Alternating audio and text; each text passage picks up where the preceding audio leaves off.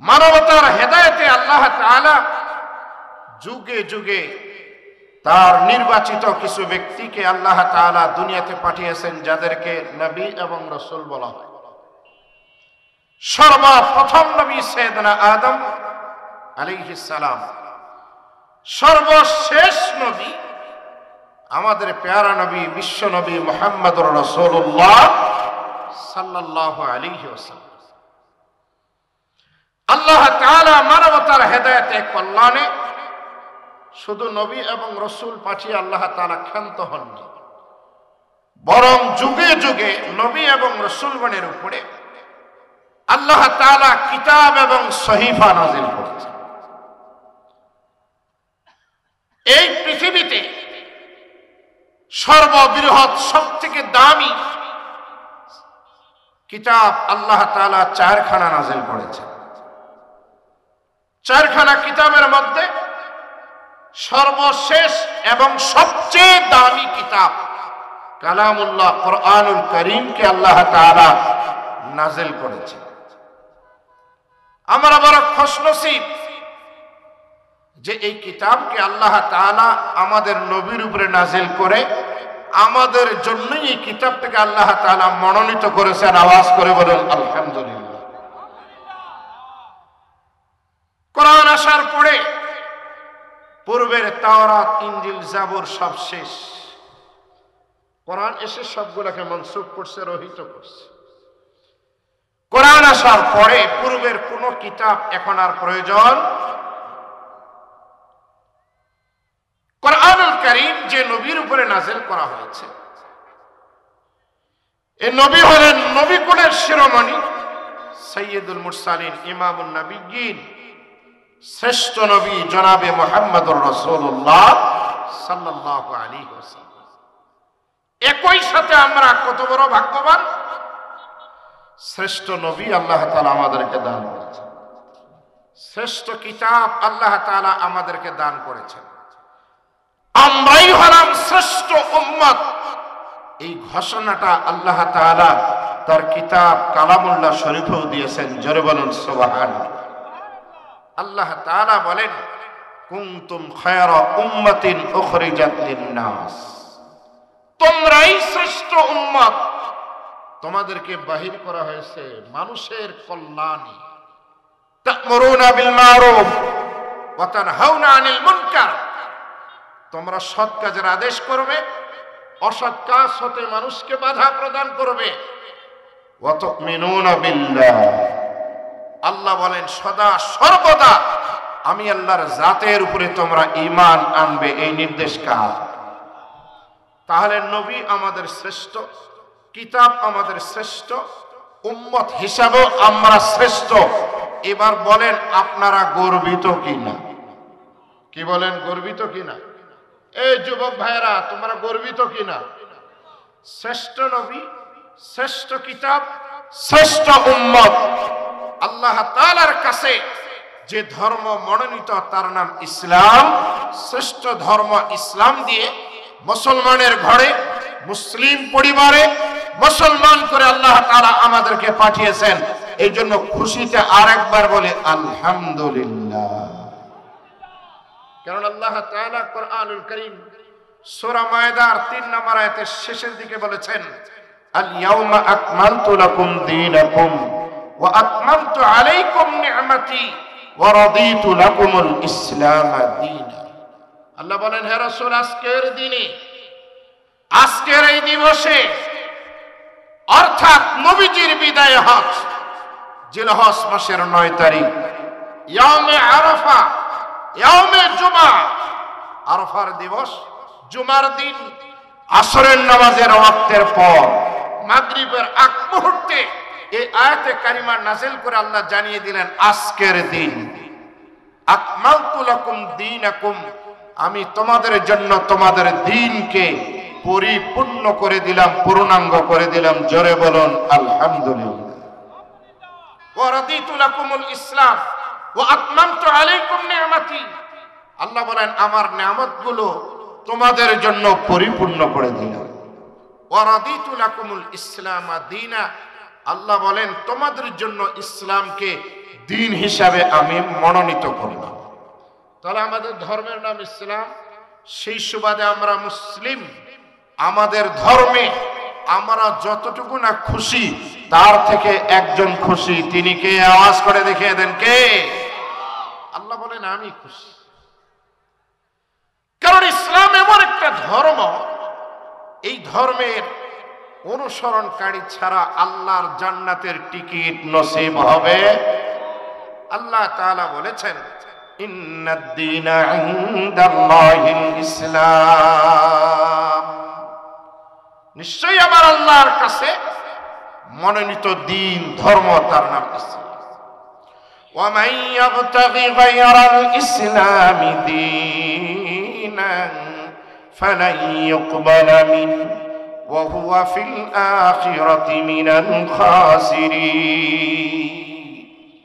ইসলাম ছাড়া অন্য কোন ধর্ম যদি কেউ গ্রহণ করে আর আমার আল্লাহর সান্নিধ্য পেতে চায়, আল্লাহ তাআলা বলেন অসম্ভব, আল্লাহ তাআলা তার থেকে কিছুই কবুল করবেন। মুহতারাম হাজিরিন, আল্লাহ তাআলা আমাদেরকে শ্রেষ্ঠ কিতাব দিলেন, শ্রেষ্ঠ নবী দিলেন। আমরা এমন একজন নবীর উম্মত যে নবী আমাদেরকে কি পরিমাণ ভালোবাসে। বুখারী শরীফ 2য় খণ্ড কিতাবুদ দাওয়াত, বাবুন লিকুল্লি নাবিয়্যিন দাওয়াতুন মুস্তাজাবা, এই বাবের মাথাতে ইমাম বুখারী রাহমাতুল্লাহ একটা হাদিস নিয়ে আসছেন। হাদিসের রাবী সাইয়েদনা আবু হুরায়রা রাদিয়াল্লাহু তাআলা আনহু, তিনি বলেন قال رسول الله صلى الله عليه وسلم لكل نبي دعوة يدعو بها وأريد أن أختبئ دعوتي شفاعة لأمتي يوم القيامة। আল্লাহর হাবিব বলেন আল্লাহ তাআলা প্রত্যেক নবীকে একটা স্পেশাল দোয়া দিয়েছেন, যে দোয়াটা প্রত্যেক নবী যার যার উম্মতের জন্য দুনিয়াতে করেছে, দোয়া নামক এই অ্যাকাউন্টটাকে শেষ করেছে, ব্যবহার করেছে। আল্লাহর হাবিব বলেন ওয়া ইন্নী উরিদু আন আখতাবিয়া দাওয়াতি শাফাআতান লিউম্মতি ইয়াউমাল কিয়ামা। আল্লাহর হাবিব বলেন কেবলমাত্র আল্লাহ তাআলা আমাকে যে স্পেশাল দোয়াটা দিয়েছেন, এটা আমি দুনিয়াতে আমার জন্য ব্যবহার করি নাই, আমার পরিবারের বিবিদের জন্য ব্যবহার করি নাই, আমার ছেলে মেয়ে বিবি বাচ্চাদের জন্য ব্যবহার করি নাই, আমার খলিফাদের মধ্যে 4 খলিফা তাদের জন্য ব্যবহার করি নাই, আমার মুহাজির আনসার সাহাবায়ে কেরাম তাদের জন্য ব্যবহার করি নাই। এই দোয়াটা কেবলমাত্র আমি নবী রেখে দিয়েছি, কিয়ামতের দিন আমি দোয়াটা ব্যবহার করব। আল্লাহর হাবিব বলেন আমার উম্মত শুনে রাখো, যেদিন আমি নবীর সুপারিশ তোমাদের প্রয়োজন পড়বে, হাউজে কাউসারের পানি তোমাদের লাগবে, জান্নাতের টিকিট তোমাদের হাতে ধরিয়ে দেওয়া লাগবে। নিজের গুনাহের কারণে, বদ আমলের কারণে, পাপের কারণে উম্মত যেদিন আমার সুপারিশ লাগবে, আমি নবী সেই দিন আমার গুনাহগার উম্মতের জন্য এই দোয়াটা কেবলমাত্র ব্যবহার করব। জোরে জোরে বলুন সুবহানাল্লাহ। তাহলে বলেন নবীর চেয়ে আপনাকে আমাকে ভালোবাসে এমন কেউ আরেকজন আছে? বাবা, মা, ভাই, বোন, ছেলে, মেয়ে, না বিবি বেশি ভালোবাসে? বিবি বেশি ভালোবাসে, তাই না? বিবি স্বামীকে সব থেকে বেশি ভালোবাসে। বাসে মাঝে মধ্যে শোনা যায় স্বামী রাখার পরও পরকিয়া করে, আছে না নাই? স্বামী প্রবাসে জীবন শেষ করে টাকা কামাই করে স্ত্রীর অ্যাকাউন্টে ভরায়, আর এই টাকা তুলে তুলে মাঝে মধ্যে স্ত্রী তার প্রেমিকের সাথে, পর পুরুষের সাথে পরকিয়া করে, রং মারে, ফুর্তি মারে, আছে না নাই? তাহলে কি বোঝা গেল? স্ত্রীর স্বামীকে বেশি ভালোবাসে। কি বলো যুবকেরা? আরে না বলতেছে কেন? বিবাহিত করেন, মজা কেমনি বুঝবে?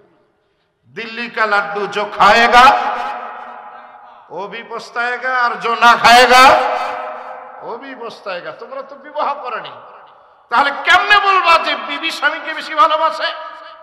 এ ভাই, যত বড়ই ভালোবাসা হোক, এই ভালোবাসা দুনিয়াতে, এই ভালোবাসা দুনিয়া কিয়ামতের ময়দানে যেদিন সূর্য মাথার উপরে নেমে আসবে, তাম্বার জমিনের উপরে ঘাম হাঁটু পর্যন্ত, কোমর পর্যন্ত, গলা পর্যন্ত হবে, সেদিন ভাই ভাইয়ের থেকে ভেগে যাবে, সন্তানেরা বাবার থেকে ভাগবে, মায়ের থেকে ভাগবে, পিতামাতা তার ছেলে মেয়ে থেকে ভাগবে, এমনকি স্ত্রী স্বামীর থেকে ভেগে যাবে, আদরের সন্তানেরাও মা বাবার থেকে ভেগে চলে যাবে। আল্লাহ তাআলা কোরআনে হাকিমে বলেন, ইয়াউমা ইয়াফিরুল মারউ মিন আখিহি ওয়া উম্মিহি ওয়া আবিহি ওয়া সাহিবাতিহি ওয়া বানিহি। কিয়ামতের দিন ভাই ভাইয়ের থেকে পলায়ন করবে, সন্তানেরা মা বাবার থেকে ভেগে যাবে, মা বাবা সন্তান থেকে ভেগে চলে যাবে, স্বামী স্ত্রীর থেকে ভেগে যাবে, স্ত্রী স্বামীর থেকে ভেগে চলে যাবে। এমনকি সব থেকে আদরের সন্তান, যার জন্য একটা মানুষ ব্যবসা করে, চাকরি করে, রাজনীতি করে, জমিন ফাড়ে, মাছ মারে, মাথার ঘাম পায়ে ফেলে, যাদের ভবিষ্যৎ বানাবার জন্য স্বর্ণ, টাকা পয়সা, ধন দৌলত সংগ্রহ করে, এমন সন্তানগুলো পর্যন্ত মা বাবার থেকে ভেগে চলে যাবে। কিন্তু আল্লাহর হাবিব বলেন, সেদিন কেবলমাত্র আমি নবী আমার উম্মতের জন্যই চিন্তার মধ্যে পড়ে যাব। নবীর চেয়ে আপন আর কেউ নেই, নবীর চেয়ে আপন আর কেউ নাই। এই কারণে আল্লাহর হাবিব বলেছেন, যতক্ষণ পর্যন্ত আমি নবী তোমাদের কাছে তোমাদের ছেলে মেয়ে, মা বাবা, পৃথিবীর সকলের চেয়ে প্রিয় হব না, ততক্ষণ পর্যন্ত তোমাদের কেউ ঈমানদার হবে। قال رسول الله صلى الله عليه وسلم لا يؤمن أحدكم حتى أكون أحب إليه من والده وولده والناس أجمعين رواه الإمام البخاري في صحيحه। سيدنا আনাস বলেন, আল্লাহর হাবিব ইরশাদ করেছেন, নবীজি বলেন, ও দুনিয়ার মানুষ, উম্মতেরা শুনে রাখো, আমি নবী যতক্ষণ পর্যন্ত তোমাদের কাছে তোমাদের মা বাবা, এমনকি তোমাদের ছেলে মেয়ে, দুনিয়ার সকল বস্তুর চেয়ে প্রিয় হবে না, ততক্ষণ পর্যন্ত তোমরা পূর্ণাঙ্গ ঈমানদার হবে না। বুখারী শরীফ প্রথম খণ্ড হাদিস নাম্বার 15, বুখারীতে এই হাদিসটা আপনারা পাবেন। নবীজির ভালোবাসা আপনার আমার কাছে সব থেকে বেশি হবে। নবীজির ভালোবাসায় আপনার আমার চুলের কাটিং হবে, নবীজির ভালোবাসায় আপনার আমার মোছের ধরন হবে, নবীজির ভালোবাসায় আপনার আমার দাড়ি লম্বা করা হবে, নবীজির ভালোবাসায় আপনার আমার পোশাক, নবীজির ভালোবাসায় আপনার আমার চলাফেরা, উঠা বসা, কথাবার্তা, লেনদেন, ব্যক্তি জীবন, পারিবারিক জীবন, সামাজিক জীবন, রাজনৈতিক জীবন, আন্তর্জাতিক জীবন পর্যন্ত যদি ফলো করা লাগে, তাহলে একজন নেতা, একজন ব্যক্তির, তিনি হলেন মুহাম্মদুর রাসূলুল্লাহ। আজকে আমরা লেনিনের আদর্শ, কালমাসের আদর্শ, মুজিববাদ, জিয়াবাদ, এরশাদবাদ, আরো কত তন্ত্র মন্ত্রবাদ আমরা লালন পালন করি, কিন্তু আমরা যদি মুসলিম হই, মুসলমান হই, একজনের সিরাত, একজনের আদর্শ আমাদের জীবনে গ্রহণ করা লাগবে। কথা বলেন ঠিক কিনা? তিনি হলেন মুহাম্মদুর রাসূলুল্লাহ সাল্লাল্লাহু আলাইহি ওয়াসাল্লাম। আল্লাহ তাআলা এই নবী সম্পর্কে সূরা আলে ইমরানের 164 নম্বর আয়াতের মধ্যে বলেছেন, লাকাদ মান্নাল্লাহু আলাল মুমিনিন إذ بعث فيهم رسولا من أنفسهم يتلو عليهم آياته ويزكيهم ويعلمهم الكتاب والحكمة وإن كانوا من قبل لفي ضلال مبين। الله رب العالمين বলেন, অবশ্যই আমি ঈমানদারদের উপরে ইহসান করেছি, কারণ তাদের মধ্যে থেকে তাদের মাঝে একজন রাসূল আমি প্রেরণ করেছি, যে রাসূলের মৌলিক দায়িত্বগুলোর মধ্যে হতে অন্যতম দায়িত্ব হলো ইয়াতলু আলাইহিম আয়াতিহি, তিনি উম্মতের মাঝে আল্লাহ তাআলার নাযিল করা কিতাব কোরআনুল কারীমের আয়াতগুলো তেলাওয়াত করবেন। এক, ওয়া ইউযাক্কিহিম, এবং উম্মতকে পরিশুদ্ধ করাবেন, পরিষ্কার করাবেন, পবিত্র করাবেন। দুই, তিন নম্বর দায়িত্ব হলো ওয়া ইউআল্লিমুহুমুল কিতাবা ওয়াল হিকমা। এই নবীর মৌলিক দায়িত্বের তিন নম্বরটা হলো উম্মতকে কিতাবের তালিম দিবেন, হিকমতের তালিম দিবেন। আল্লাহ তাআলা বলেন ওয়া ইন কানু মিন ক্বাবলু লাফি দালালিম মুবিন। সূরা আলে ইমরানের এই আয়াতে আল্লাহ তাআলা আমাদের প্যারা নবী নবুয়তি মিশনের মৌলিক দায়িত্ব তিনটার কথা আল্লাহ তাআলা বলেছেন। এক নম্বর হলো তেলাওয়াতে কোরআন, দুই নম্বর তাজকিয়ায়ে নফস, তিন নম্বর তালিমে কিতাব এবং হিকমত। এটা শুধু এই আয়াতে না, আল্লাহ তাআলা এই আয়াতের শুরুতে ঈমানদারদের জন্য আমাদের নবীকে ঈমানদারের প্রতি ইহসান করেছেন, অনুগ্রহ করেছেন। এই কথাটা আল্লাহ তাআলা এই আয়াতে বলেছেন। কারণ আল্লাহ তাআলা কত বড় ইহসান আমাদের প্রতি করেছেন, কি পরিমাণের আমাদেরকে ভালোবাসেন। আল্লাহ বলেন লাকাদ মান্নাল্লাহু আলাল মুমিনিন, অবশ্যই আল্লাহ তাআলা ইহসান করেছেন ঈমানদারদের উপরে। কাদের উপরে? জোরে বলেন, কাদের উপরে? ইহুদিদের উপরে। বলেন ইহুদিদের উপরে, নাসারাদের উপরে, বৌদ্ধিস্টদের উপরে, হিন্দুদের উপরে, নাস্তিকদের উপরে আল্লাহ তাআলা অনুগ্রহ করেছেন ঈমানদারদেরকে। এই তোমার আওয়াজটা টানতেছে তো। ঈমানদারদের উপরে আল্লাহ তাআলা ইহসান করেছেন, অনুগ্রহ করেছেন। কি পরিমাণের ইহসান, অনুগ্রহ করেছেন আল্লাহ তাআলা এই সূরা আলে ইমরানের একটু আগে আল্লাহ তাআলা বলেছেন ওয়াতাসিমু বিহাবলিল্লাহি জামিআন ওয়া লা তাফাররাকু। আল্লাহ তাআলা বলেন তোমরা সকলে মিলে আল্লাহর রশিকে মজবুত করে ধরো, পরস্পর তোমরা বিচ্ছেদ হয়ো না, একজন আরেকজনের থেকে তোমরা ছোটাছুটি করো না। আল্লাহ তাআলা বলেন তোমরা আল্লাহর রশিকে মজবুত করে ধরো। ওয়াতাসিমু বিহাবলিল্লাহি জামিআ, সকলে মিলে আল্লাহ তাআলার রশিকে, ইসলামের রশিকে, কোরআনকে মজবুত করে ধরার কথা কে বলেছেন? আল্লাহ বলেন ওয়ালা তাফাররাকু, তোমরা পরস্পর ফেরকাবন্দি হয়ো না, দলাদলি করো না, ছুটাছুটি তোমরা করো না। আজকে পুরা বাংলাদেশ 2024-এর পরে এখন সারা বাংলাদেশ সকল নাগরিক একটা পরিবর্তন চায়। কথা বলেন ঠিক কিনা? সকলেই চায় ইসলামী দলগুলো এক হোক, পার্লামেন্টে মুসলমান ওলামায়ে কেরাম এমপি মন্ত্রী হিসেবে যাক। আমরা এতদিন এই দলকে দেখেছি, এবার কেবলমাত্র আমরা চাই ওলামায়ে কেরামকে পার্লামেন্টে দেখতে। এটাই হলো তৌহিদি জনতা সহ সারা বাংলা সকল মানুষের একটা আশা। কথা বলেন ঠিক কিনা? কিন্তু আমরা যদি এখনো পরস্পর কামড়াকামড়ি, ভাগাভাগি, দলাদলি করি, তাহলে আমরা আমাদের এই টার্গেটে আদৌ পৌঁছতে পারবো? কি বলেন, পৌঁছতে পারবো? অসম্ভব। এই জন্য আল্লাহ তাআলার রশিকে মজবুত করে ধরতে হবে, আর আমাদের পরস্পর ভেদাভেদ ভুলে গিয়ে এক হতে হবে। আল্লাহ তাআলা এটাই বলেছেন ওয়া কুনতুম, আল্লাহ তাআলা বলেন ওয়াজকুরু নি'মাতাল্লাহ, হে দুনিয়ার মানুষ তোমরা আমি আল্লাহর দেওয়া নিয়ামতগুলিকে স্মরণ করো। ইদ কুনতুম আ'দাআন ফাআল্লাফা বাইনা কুলুবিকুম, আল্লাহ তাআলা বলেন তোমরা পরস্পর শত্রুতে পরিণত ছিলে, একজন আরেকজনকে তোমরা শত্রু ভাবতে, অতঃপর নবীর কারণে, আমার দেওয়া নিয়ামতের কারণে তোমরা পরস্পর ভাই ভাই হয়ে গেলে। আল্লাহ তাআলা বলেন ওয়া কুনতুম আলা শাফা হুফরাতিন মিনান নার, তোমরা প্রত্যেকেই বদআমলের কারণে জাহান্নামের উপকণ্ঠে ছিলে।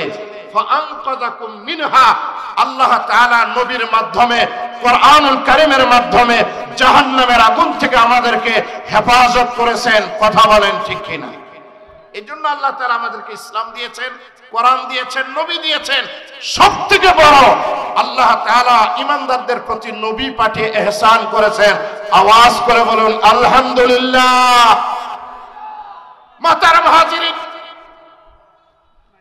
কোরআনুল কারীম সূরা আলে ইমরানে আমার নবী দুনিয়াতে আসার পরে মৌলিক দায়িত্বগুলোর এক নাম্বার ছিল ইয়াতলু আলাইহিম আয়াতি। নবী কোরআনুল কারীমের আয়াতগুলো তেলাওয়াত করবেন। এটা শুধু এই সূরাতে না, সূরাতুল বাকারার 129 নম্বর আয়াত, যে আয়াতে ইব্রাহিম খলিলুল্লাহ দোয়া করেছিলেন, আল্লাহ তাআলা ইব্রাহিমের দ্বারা বাইতুল্লাহকে পুনরায় নির্মাণ করে নিয়েছিলেন।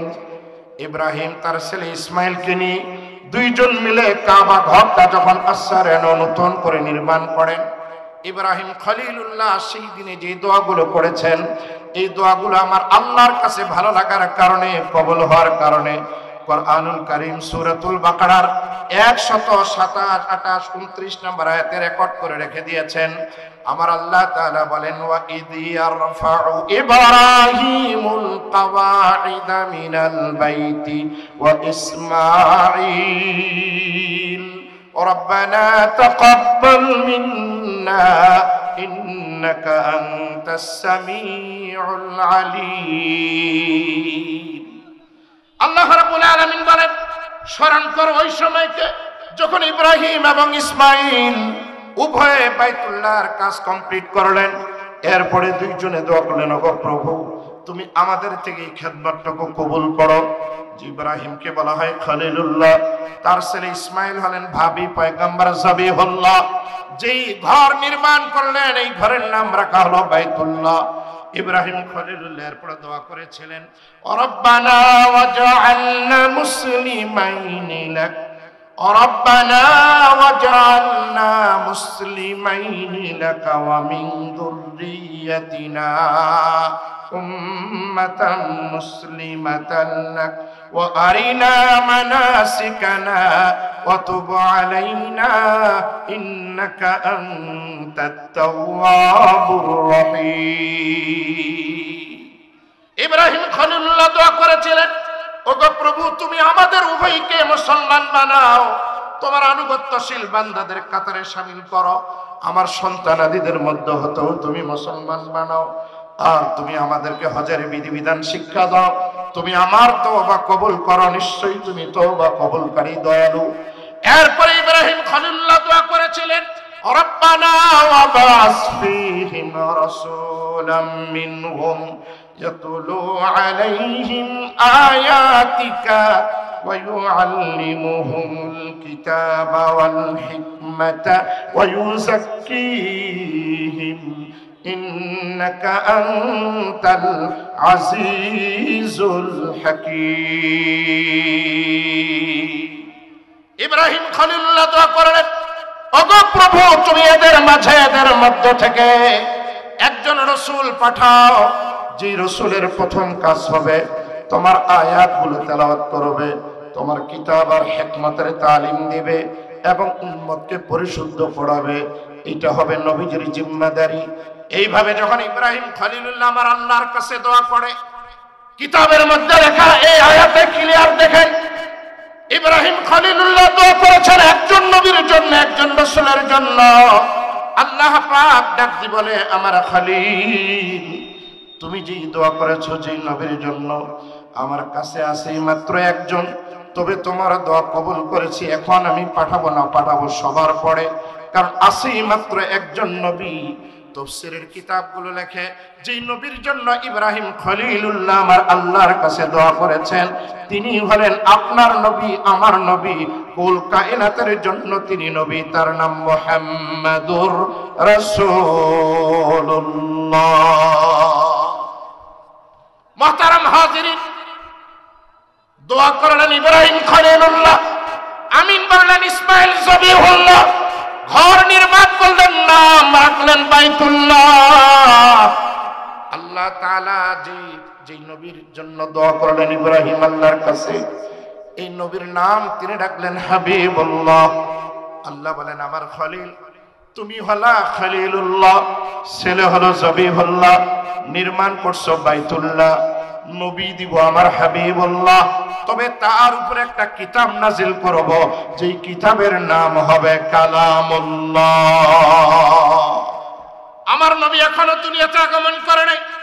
1000 বছর পূর্বে ইব্রাহিম খলিলুল্লাহ আল্লাহ তাআলার কাছে দোয়া করলেন যে নবীর জন্য, এই নবী আপনার নবী আমার নবী। কোরআনুল কারীম সূরাতুল বাকারার 129 নম্বর আয়াত, সূরা আলে ইমরানের 164 নম্বর আয়াত।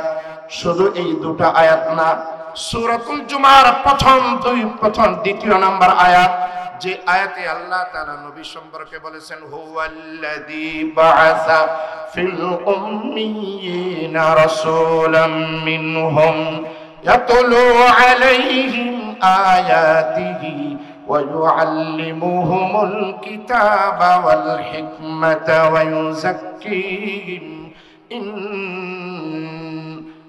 يتلو عليهم آياته ويزكيهم ويعلمهم الكتاب والحكمة وإن كانوا من قبل لفي ضلال مبين। সূরাতুল জুমার 2 নম্বর আয়াতে আল্লাহ তাআলা নবীর তিনটা কথা বলেছে তেলাওয়াতে কোরআন।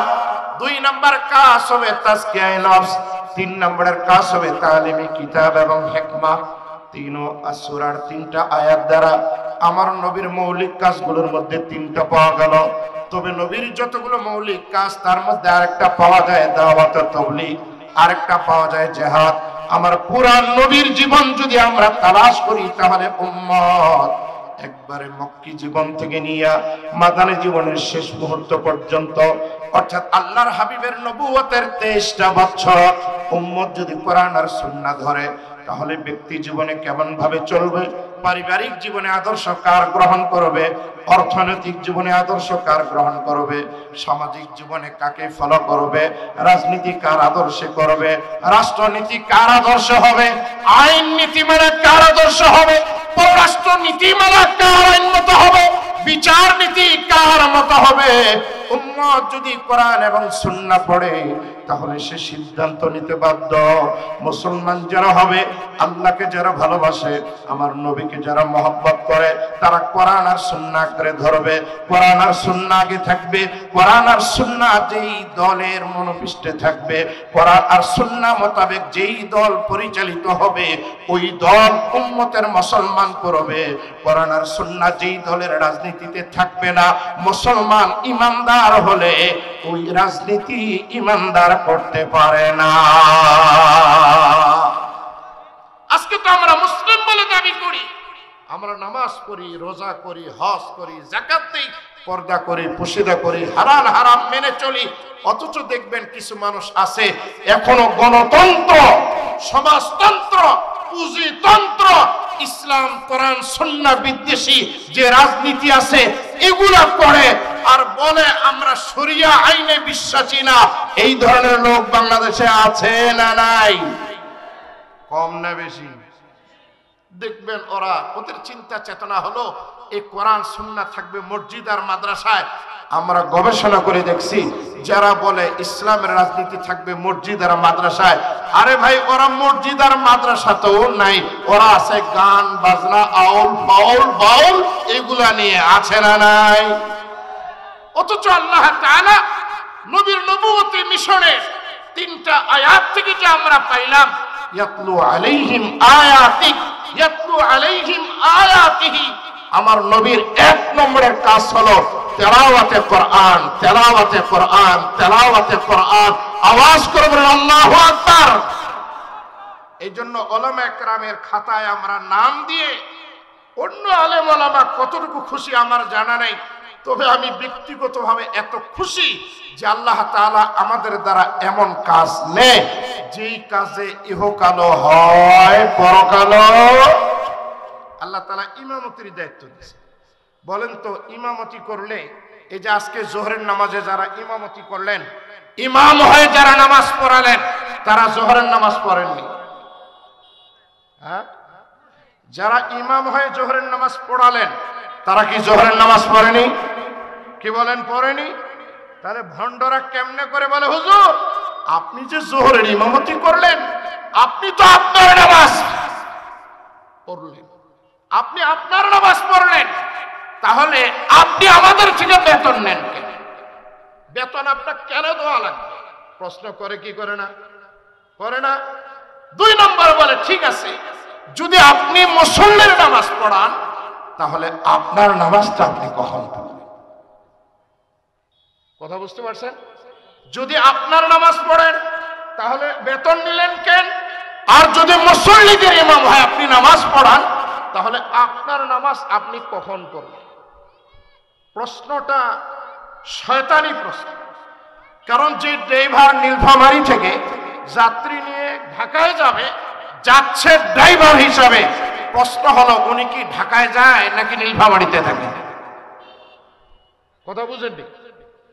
ড্রাইভার গাড়িতে উঠছে, যাত্রী গাড়িতে বসছে, উনি নীলফামারী থেকে গাড়ি টান দিয়ে যাচ্ছে ঢাকা, ঢাকায় পৌঁছলো। এখন যদি বলে, ড্রাইভার সাহেব আপনি তো আমাদের ড্রাইভারই করলেন, আপনি ঢাকায় আসেননি, এই কথা বললে ওরে পাগল বলবে না মানুষে?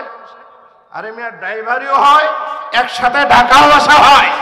আমরা যারা ইমামতি করে খাই, আমাদেরও নামাজ হয়, মুসল্লিদেরও নামাজ হয়ে যায়। কথা বলেন ঠিক কিনা? এমন একটা দায়িত্ব আল্লাহ তাআলা আমাদেরকে দিয়েছেন। আমি তো মনে করি ইমামতিটা আমরা টাকা পয়সার জন্য করি না।